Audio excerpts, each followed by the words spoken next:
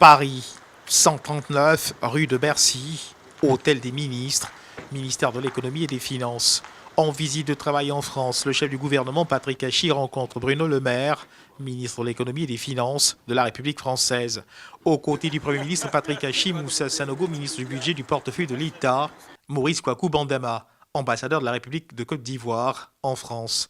Au menu des échanges entre le Premier ministre Patrick Hachi et le ministre français de l'économie Bruno Le Maire, d'importants projets réalisés ou envisagés avec comme cœur de cible la fiscalité, la jeunesse, l'industrialisation agroalimentaire.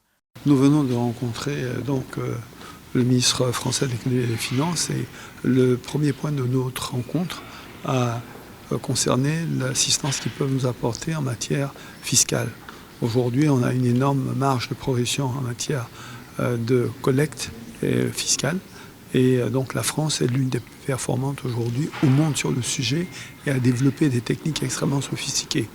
Monsieur le ministre a signé une convention avec Monsieur le ministre du Budget qui devrait démarrer incessamment et avoir des effets extrêmement positifs sur nos capacités de collecte et notre pression fiscale. Le second sujet a porté sur le projet du métro qui est en cours, sur lequel nous avions sollicité le ministre des Finances pour avoir intégré la formation de nos jeunes, de façon à ce qu'au terme de ces projets, nous aurons des jeunes bien formés qui puissent, dans le cadre de l'apprentissage qu'ils ont eu, pouvoir s'insérer facilement sur le marché du travail, soit en intégrant des entreprises qui existent déjà ou en créant leur propre entreprise.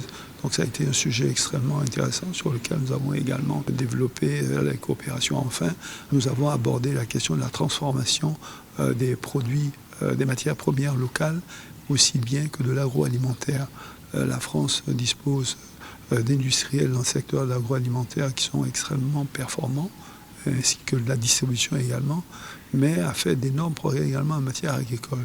Donc sur ces secteurs également, il s'est prêté aux requêtes que nous avons formulées sur instruction de M. le Président de la République, et nous avons été très heureux de ces échanges et nous pensons que les résultats seront à la mesure, je dirais, des ambitions des deux pays. Une séance de travail qui s'inscrit dans le cadre du renforcement de la coopération entre la France et la Côte d'Ivoire et qui confirme l'excellence du savoir-faire français dans plusieurs secteurs d'activité.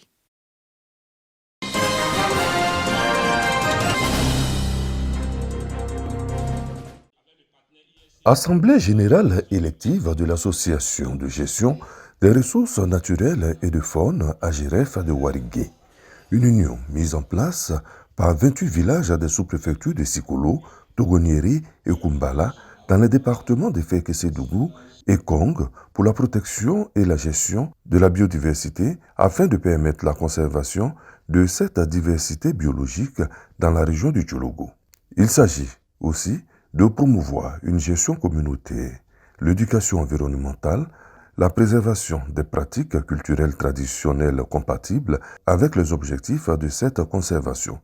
Placée sous le signe de l'unité et de la lutte contre l'insécurité, la tenue de cette Assemblée générale élective s'inscrit dans le cadre des engagements contractuels, des obligations statutaires et la rélecture du règlement intérieur de la GRF de Warigué.